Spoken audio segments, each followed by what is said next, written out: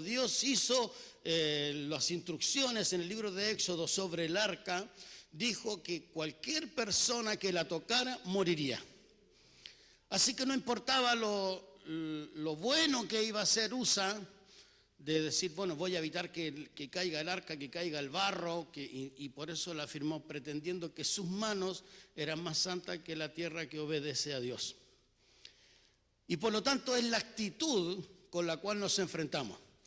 Después de algunos años sirviendo a Dios, puede que nuestras características declinen en la presencia de Dios.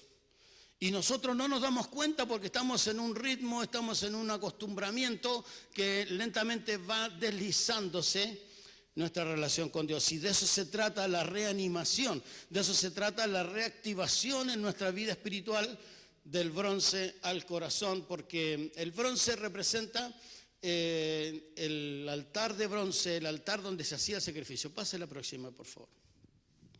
Ahí está, esa es la figura que se aproxima mejor a lo que Dios dijo que se hiciera con respecto a esto. Ese mueble tiene 2,20 metros, es un cuadrado de 2,20 metros por 1,30 metros de altura. Ahí era donde se debían hacer los sacrificios. Allí donde se debían quemar estos sacrificios que se presentaban, pero antes de eso, esos sacrificios que morían, la sangre debía ser untada en esas 4 esquinas que son cuernos en el altar. La sangre se untaba en esos cuernos y se derramaba alrededor del altar. Y eso se hacía cada vez que se hacía un sacrificio por la propiciación, es decir, por el perdón de los pecados una vez al año. Y ese era el lugar de la conexión con Dios. Porque si ese sacrificio no era puro, no recibían el perdón de parte de Dios.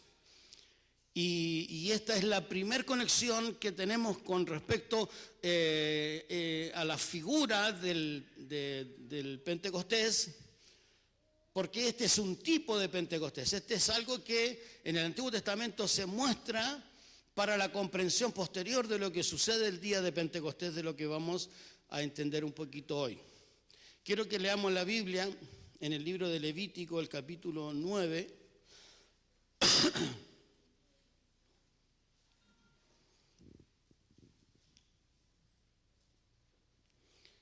Levítico capítulo 9, sáquela y después volvemos.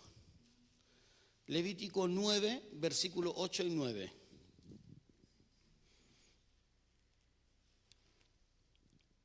Está al principio, en el Pentateuco. ¿Se lo encontró? ¿Me responde con un amén? Bien, vamos a leer estos 2 versículos. Dice así: entonces Aarón se acercó al altar y degolló el becerro para su propia expiación. Los hijos de Aarón le llevaron la sangre y él mojó en ella su dedo y la untó sobre los cuernos del altar. Luego derramó la sangre restante al pie del altar. Incline su rostro para que oremos. Señor, rogamos que esta mañana derrame sentido, Señor, en nuestra mente, en nuestro corazón de tu palabra. Por eso te rogamos que envíes revelación en nuestras vidas para que nosotros podamos reanimarnos y reactivarnos en tu presencia. Señor, en lo que tú ya nos has enseñado, ya nos has dado, ya has compartido con el hombre, que nosotros podamos reanimarlo en nuestra vida espiritual. Te lo pedimos por misericordia, en el poderoso nombre de Jesucristo, tu Hijo, nuestro Señor y Salvador. Amén. Aquí se está relatando el primer sacrificio que se realizó sobre el altar. Hay todo un proceso, un procedimiento que, bueno, no lo vamos a leer, es bastante engorroso porque es bastante largo, pero consiste en que literalmente un animal moría y la sangre de ese animal se derramaba en los cuernos del altar y a los pies del altar, y luego el sumo sacerdote entraba con un lebrillo, con un bol, con sangre al lugar santísimo, y con su dedo untaba 7 veces el velo. Luego entraba al lugar santísimo y el resto de la sangre la derramaba sobre el propiciatorio que estaba en el arca del pacto, y allí era donde Dios perdonaba al pueblo, y el sumo sacerdote salía de ese lugar con la noticia que eran todos perdonados por espacio de 1 año. Cada año se debía repetir exactamente lo mismo. Y aquí hay algunas cuestiones a considerar. Lo primero que está ocurriendo aquí es la expresión de que la sangre tenía una actitud especial en este proceso. La sangre debía ponerse en las esquinas y alrededor del altar porque era natural. En esa época, sin derramamiento de sangre, no había remisión de pecados. Así que era un elemento vital para este proceso de agradar el corazón de Dios. Así que cuando este primer sacrificio se realizó en el altar, valga la redundancia, por primera vez, leemos al final del capítulo 9, en el versículo 24, dice así: de la presencia del Señor salió un fuego que consumió el holocausto y las grasas que estaban sobre el altar. Al ver esto, todo el pueblo alabó a Dios y se postró sobre su rostro. Así que en el primer sacrificio ellos ya tenían fuego en el altar, pero Dios sintió agrado de que había habido obediencia en el proceso meticuloso que los sacerdotes debían realizar al escoger el animal, al hacer el procedimiento del sacrificio y luego todo este embrollo de la sangre que había que ponerla acá, que había que ponerla allá, toda esa tarea. Dios sintió agrado y dice la Biblia que cayó de la presencia de Dios fuego y consumió todo el altar, todo el sacrificio. Todo lo que se había presentado fue consumido por un fuego que Dios envió. Si nosotros leemos en el capítulo 6 del mismo libro de Levítico, vamos a encontrar que allí Dios le está diciendo a las personas que en las instrucciones de cómo se debía hacer, que el fuego nunca se debía apagar. Y por lo tanto Dios envió el fuego por primera vez allí, con el propósito de que los sacerdotes hicieran una prolongación. Mañana y tarde debían agregar leña para que el fuego nunca se apague. En Levítico 6, 12 y 13. Allí explica que esta función era una delegación, es decir, Dios mismo provocó ese fuego y Él ahora dice que los sacerdotes son los encargados de prolongar en el tiempo todo este ritual, permanentemente. ¿No? De estar no permitiendo que se apague el fuego del altar. Debía haber siempre una llama encendida en ese lugar. Y nosotros podemos leer una historia 480 años después, cuando Salomón fue elegido rey. Está relatado en Primera de Reyes, si alguno quisiera leer Primera de Reyes capítulo 1. Hay dos historias aquí que hablan acerca de esto.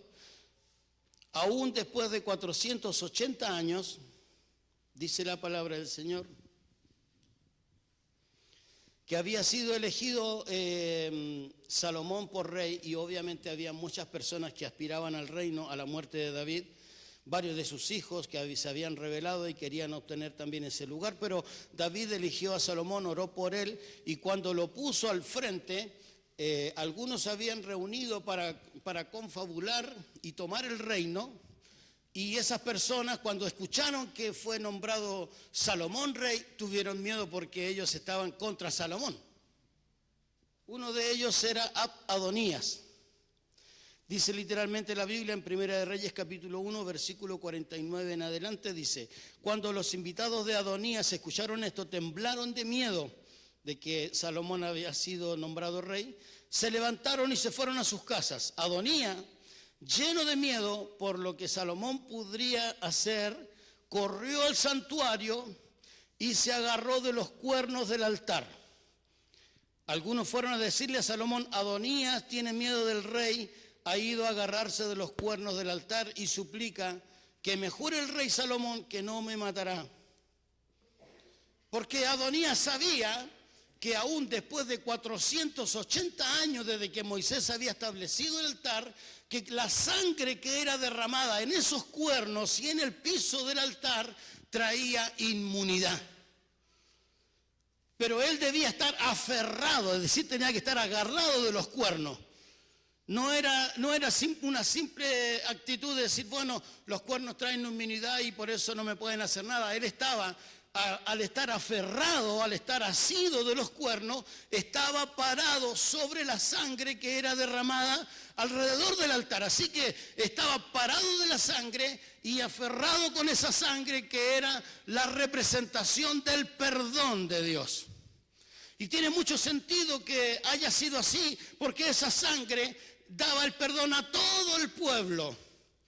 Así que Adonías sabía eso y se fue al tabernáculo, se agarró de los cuernos del altar donde se derramaba esa sangre permanentemente para encontrar misericordia. Le va como entendiendo un poquito lo que hizo Jesús en la cruz, y cada vez que vamos a la cruz también alcanzamos lo mismo. Por eso el altar es una representación, es un tipo de la gracia de Dios sobre la vida del hombre. Y Adonías encontró misericordia y recibió misericordia porque el rey dijo, bueno, déjenlo que se vaya, no lo voy a matar. Y eso sucedió porque la actitud de Adonías fue agarrarse de los cuernos y pararse sobre la sangre. Pero leemos en el capítulo 2 otro ejemplo de otro personaje que es Joab, que era un general que estaba en contra de Salomón también. Y sucedió exactamente lo mismo. La noticia, dice el versículo 29 del capítulo 2 de Primera de Reyes, esta noticia llegó a los oídos de Joab, que también había apoyado a Adonías, aunque no se había unido a Absalón. En cuanto lo supo, huyó también al tabernáculo del Señor y se aferró de los cuernos del altar. Y cuando Salomón supo que Joab estaba en el tabernáculo del Señor, ordenó a Benaías, hijo de Joiada, que fuera y le diera muerte. Entonces Benaías fue al tabernáculo del Señor y le dijo a Joab, el rey te ordena que salgas. Pero Joab respondió, de ninguna manera, prefiero morir aquí. La actitud de este hombre no era la misma de Adonías. Adonías suplicó misericordia y Joab pensaba que se merecía vivir. Él no estaba aferrado a los cuernos, él estaba parado junto al altar. Y por lo tanto el rey lo mandó que lo matara, a pesar de que aún estuviera en ese lugar por la actitud del corazón. Por lo tanto, cuando nosotros hablamos del avivamiento, tenemos que representar con la actitud que buscamos un avivamiento. El avivamiento no es una emoción, no es momentáneo. El avivamiento no viene porque viene alguien del extranjero a predicar. El avivamiento no viene porque siento algo. El avivamiento es la actitud como el cristiano enfrenta su vida espiritual con Dios y la responsabilidad de reconocer los errores que cometemos. Si nuestra actitud no es la correcta, podemos estar en medio del fuego, ardiendo todo, y yo no voy a pasar nada, porque el avivamiento no es colectivo, el avivamiento es personal, arranca aquí. Si yo no tengo esa conexión, si yo no tengo esa gracia y la actitud para buscar de Dios, los demás pueden estar ardiendo en el Espíritu Santo y yo simplemente voy a estar observando. Porque el avivamiento, el verdadero avivamiento, el avivamiento bíblico que está registrado a través de toda la Escritura, no es colectivo, sino personal. Cada uno de nosotros es una llama que se enciende y si todos estamos en la misma actitud, somos un pueblo encendido en la gracia de Dios, con los dones del Espíritu Santo y el poder del Espíritu Santo para hacer la obra por la cual fuimos llamados. Es un tipo del día de Pentecostés. Si nosotros vamos al libro de Hechos en el capítulo 1, vamos a encontrar allí literalmente lo que estaba sucediendo a la ascensión de nuestro Señor Jesucristo. Él les dijo antes de irse, no se vayan de Jerusalén, esperen aquí la promesa del Padre sobre sus vidas. Así que ellos tenían que tomar una decisión. O esperaban en Jerusalén, porque ninguno de ellos vivía en Jerusalén, la mayoría vivía en Galilea, a las orillas del mar de Galilea, porque la mayoría eran pescadores, O volvían a sus casas a Galilea, o se quedaban en Jerusalén a esperar la promesa, que tampoco Jesús les dijo, va a tardar 5 días, va a tardar 3 días, va a tardar un mes. No sabían cuánto tiempo tardaría en venir la promesa del Padre sobre sus vidas. Jesús en varias oportunidades, mediante anunciaba su muerte, también le decía, me iré, pero no los dejaré huérfanos, enviaré al Consolador, enviaré el Espíritu de verdad, enviaré el Espíritu que el Padre enviará para que consuele sus almas y los fortalezca. Ellos estaban allí tomando una decisión, ¿me quedo en el aposento alto a esperar o me voy a mi casa? Y decidieron quedarse ahí, en el versículo 14. Dice la Biblia que ellos llegaron a Jerusalén, se quedaron ahí en el aposento alto, y está la lista en el versículo 13, Estaba Pedro, Jacobo, Juan, Andrés, Felipe, Tomás, Bartolomé, Mateo, Jacobo, hijo de Alfeo, Simón el celote, Judas, el hermano de Jacobo. Todos ellos oraban y rogaban a Dios continuamente en unión con las mujeres de María, la madre de Jesús, y de sus hermanos. Los hermanos de Jesús estaban allí. Todos estaban con una actitud. Estaban perseverando en oración, en ruego y unánime. Porque estas personas no eran perfectas. Estas personas tenían detallitos en su vida, tal como usted y como yo. Necesitamos tener una actitud de unanimidad, es decir, teniendo el mismo ánimo y apuntando en la misma dirección, pero también tener tiempo de perseverancia. Porque no sabemos en qué momento se reanimará o se reactivará el poder del Espíritu Santo en nuestra vida, porque en nuestra balanza interior tenemos la lucha contra el pecado y la santidad del otro lado. Y está a veces inclinándose hacia el pecado, a veces a la santidad, y cuando logramos el equilibrio de permitir que el Espíritu Santo tome el control de nuestras vidas, entonces el fuego del Espíritu Santo nos reanima, nos fortalece, nos bendice, nos aviva. En la lista aparece primero Pedro. Todos sabemos que Pedro negó a Jesús. Todos sabemos que Pedro se fue a pescar. Ya había vuelto atrás, a pesar de que Jesús los había llamado diciéndole, ustedes serán pescadores de hombres de ahora en adelante. Pero Pedro, después que Jesús murió, dijo, bueno, yo voy a pescar, ¿quién va conmigo? Y se fueron a pescar, volvió atrás en el oficio, y esa noche no pescaron nada. Se hizo infructuoso, porque el propósito de él ya era dejar de ser pescador de peces, ya valga la redundancia, sino que él debía ser pescador de hombres. Encontramos a Juan y a Jacobo, hermanos, eran alterados, eran los Boanerges, los apellidó Jesús en Marcos 3, cuando los nombró a los apóstoles, porque ellos eran intempestuosos. Eran los Boanerges, que significa hijos del trueno. Eran personas que tenían un carácter podrido, eran personas que eran alterados, querían siempre avasallar sobre los demás, y ahí estaban en el aposento alto. Estaban en ruego, en oración, tenían de qué y por qué orar, porque el Espíritu Santo no se va a derramar en una persona que vive en pecado, no se va a derramar en una persona mediocre, no se va a derramar en una persona que no reconoce sus errores, sus limitaciones. En medio de esas limitaciones el Espíritu Santo hace su obra, pero se necesita que estas personas que estaban allí, como Pedro, como Juan, como Jacobo, como Tomás, que era incrédulo, y que cuando le dijeron, el Señor resucitó, él dijo literalmente, si no meto mi dedo en su llaga, si no meto mi mano en su costado, no creeré. Porque era incrédulo. A pesar de que era apóstol, era incrédulo, había incredulidad en su corazón. Así que se puede ser creyente y ser incrédulo. Es como una controversia, pero se puede. Muchas veces hemos sido incrédulos en las cosas que Dios nos ha hablado, y resulta que después el Espíritu Santo como que nos da un par de bifes. Te dije, ¿no? Y a nosotros nos cuesta a veces creer. Bueno, es natural.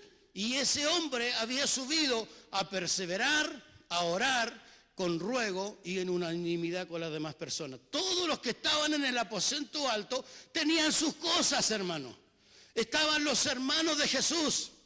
Son 4 que se mencionan en los evangelios y ellos no creían en Jesús. Le recriminaban a Jesús. Decían, bueno, todo lo que haces en otra ciudad, ¿por qué no lo haces aquí en Nazaret? Y en Nazaret dice que no hizo muchos milagros por la incredulidad de ellos y se fue a Capernaum.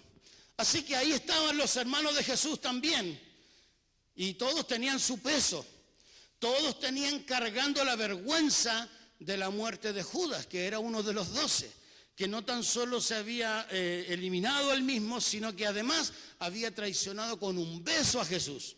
Todos tenían el dolor y la culpa de haber dejado a Jesús solo en el momento más difícil, cuando les dijo, acompáñenme a orar porque mi alma está triste hasta la muerte, en Mateo 26, y dice la Biblia que fue a orar el Señor y cuando regresó los encontró durmiendo. 3 veces hizo la misma oración y las 3 veces ellos se durmieron, no estaban dispuestos a apoyar a Jesús en el momento más crítico de su vida.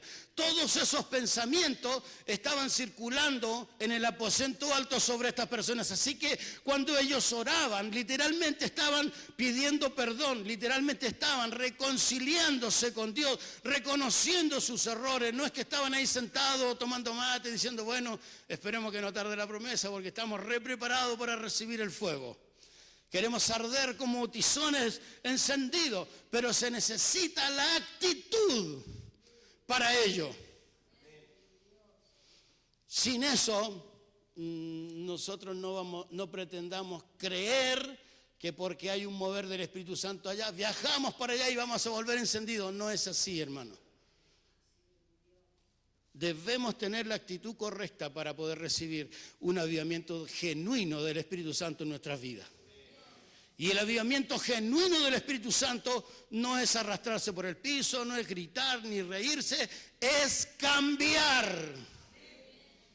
Esa es la manifestación real de que el Espíritu Santo está haciendo algo en mi vida. Los cambios son la muestra original y real de que el Espíritu Santo está en mi vida.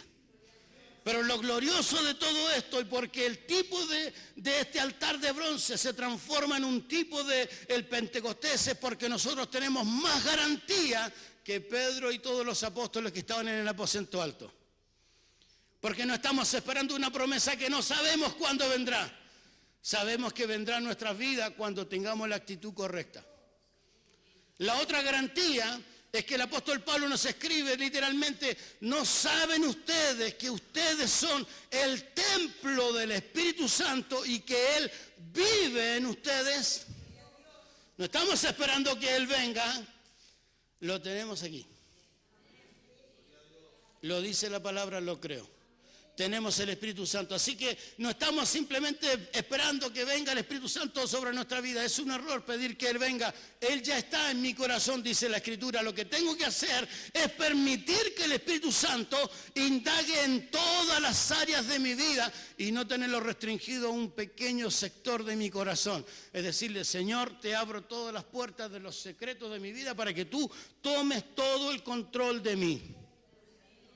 Y cuando tomamos esa actitud de incapacidad, entonces el Señor nos hace capaces por su Espíritu.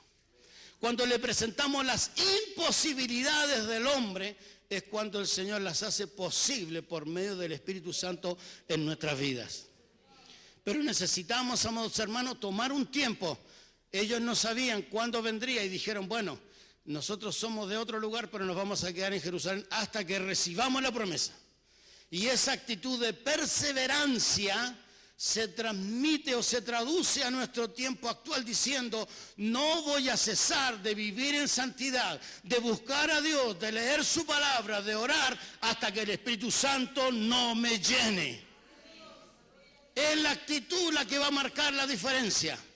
Y ojalá que todos nosotros estemos buscando ser llenos del Espíritu Santo permanentemente en nuestras vidas. Se manifiesta en los cultos de oración.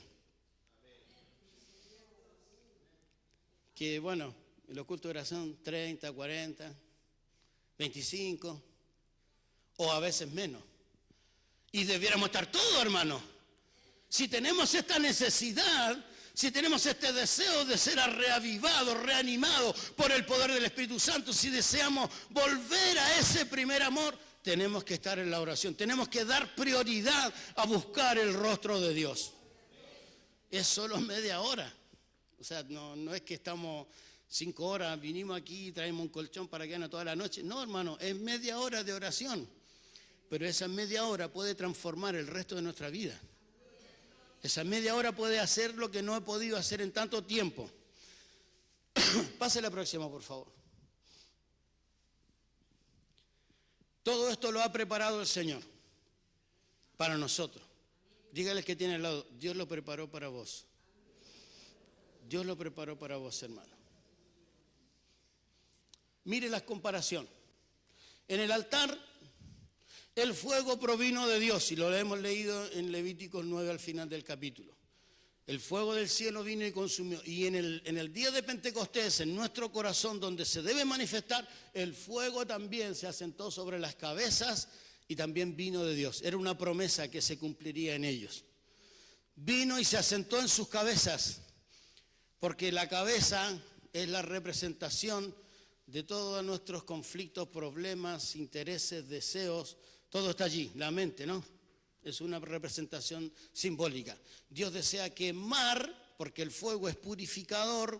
Dios desea purificar nuestras vidas con ese fuego que manda sobre nosotros. Dios aceptó ese sacrificio, lo encontró agradable y por eso hubo esa manifestación. Dios también aprobó a las personas a pesar de que Pedro negó, a pesar de que Tomás era incrédulo, a pesar de que no tenían buen carácter, a pesar de todo eso, porque en ese tiempo estuvieron orando y reconciliándose. Y mire, la transformación de esas vidas la encontramos en el resto de la Biblia. Porque dice la palabra del Señor que Pedro se transformó en un pilar fundamental de la iglesia. Ya dejó de ser esa persona tibia, mediocre, ahora se levantó en medio de todas las personas que estaban en Jerusalén, predicó el evangelio confrontándolos, gritándole literalmente: ustedes mataron al Hijo de Dios, al Mesías prometido que es Jesús. Si ustedes creen en Él, tendrán vida eterna. 3.000 personas creyeron ese día y fueron bautizados por la predicación de Pedro. Tomás nunca más va a aparecer en el resto de la Biblia, porque Tomás ya cambió. No necesitamos leer más historias de incredulidad, porque ya no fue más incrédulo, no está registrado en ningún otro lugar. Juan y Jacobo, que eran los hijos del trueno, que eran intempestuosos, nosotros reconocemos el evangelio de Juan como el evangelio del apóstol del amor. Y si no tenía nada de cariñoso Juan, hermano. Y Jacobo, en el capítulo 12 del libro de Hechos, dice la Biblia que fue muerto a espada, lo decapitaron y no se resistió a ese destino y murió por la causa de Cristo. Fue transformado cuando el Espíritu Santo vino sobre su vida. ¿Usted cree que no seremos transformados si el Espíritu Santo obra en nuestro corazón y nuestras cosas malas que tenemos sean transformadas y haya un cambio genuino en nuestro corazón? Necesitamos ser llenos del Espíritu Santo. Ese fue el primer sacrificio y el Espíritu Santo vino por primera vez el día de Pentecostés. Todo provino de parte de Dios. El fuego consume todo el sacrificio que estaba en ese altar. El Espíritu Santo purifica todos los corazones que estaban en el aposento alto. De manera que esas 120 personas reunidas en ese día provocaron que el evangelio llegara hasta Argentina.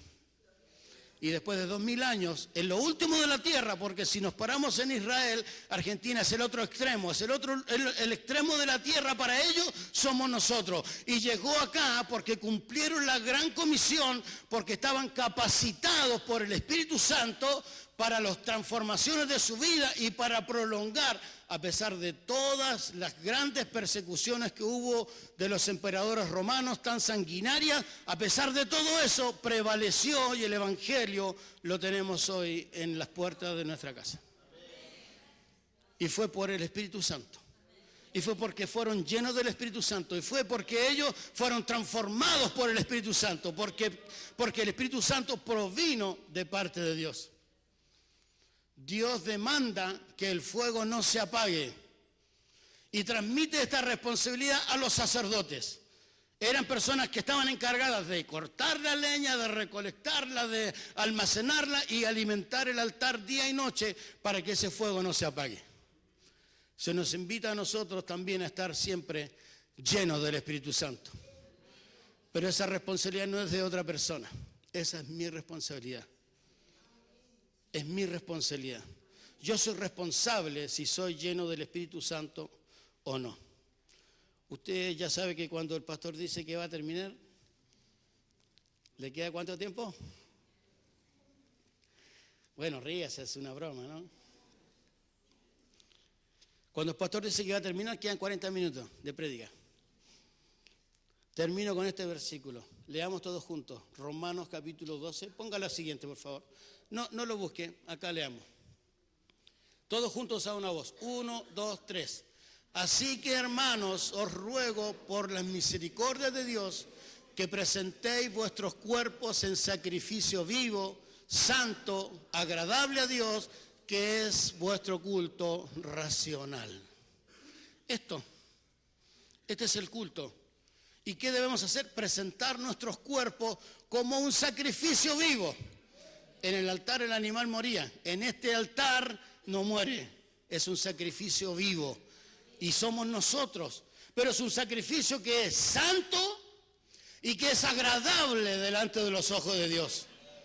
Y eso se debe a la actitud de cómo nosotros vamos a presentar nuestro sacrificio vivo. Cada vez que nos reunimos, cada vez que venimos a orar, cada vez que estamos en un culto, en un medio de gracia que dispone el Señor, es una oportunidad para presentarnos como un sacrificio vivo, que sea santo y que sea agradable delante de los ojos de Dios. Y por eso es necesario buscar la presencia del Espíritu Santo en nuestras vidas. Que el Espíritu Santo tome el control. Y abrámosle simbólicamente como que tenemos una casa con muchas habitaciones y está en un cuartito chiquitito el Espíritu Santo ahí bajo llave. Y las demás habitaciones son todo, voy a enumerar algunas cosas, pero que no están aquí, son de otra iglesia, hermano. ¿Sí? Envidia, celos, orgullo, altivez de espíritu. Bueno, la lista es larga. Y por ahí más de alguna de esas puede que esté metida acá. Deseo de venganza, la revancha, dejar que la justicia no provenga de Dios, sino de mi mano. Y bueno, hay muchas otras cosas. Y cada uno de nosotros sabe, y esto es lo grave, hermano, que sabemos cuáles son nuestras debilidades.